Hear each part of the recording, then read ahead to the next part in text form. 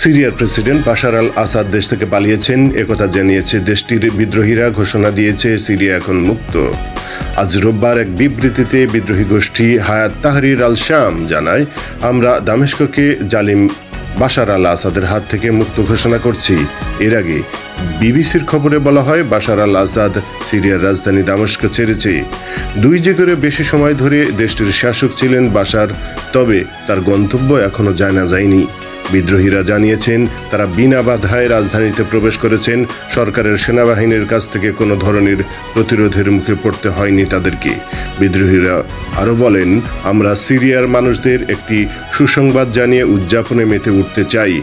বন্দীদের শৃঙ্খল খুলে মুক্ত করে দেওয়া হয়েছে। আমরা সেদোনায়া কারাগারের অন্যায়ভাবে মানুষদের বন্দী রাখার কালো যুগের অবসান ঘোষণা করছি।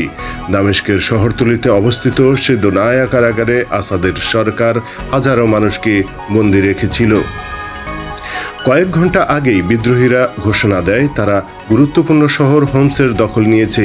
মাত্র একদিনের যুদ্ধেই এই শহর দখল করে নেয় তারা। এদিকে সিরিয়ার পলাতক প্রেসিডেন্ট বাশার আল আসাদের বিমান গুলিতে ভূপাতিত বা অন্য কোনো কারণে বিধ্বস্ত হয়ে থাকতে পারে বলে গুঞ্জনের সৃষ্টি হয়েছে। বিদ্রোহীদের অগ্রযাত্রার মুখে সিরিয়ার প্রেসিডেন্ট বাশার আল আসাদ দামেস্ক থেকে বিমানে করে পালিয়ে যান।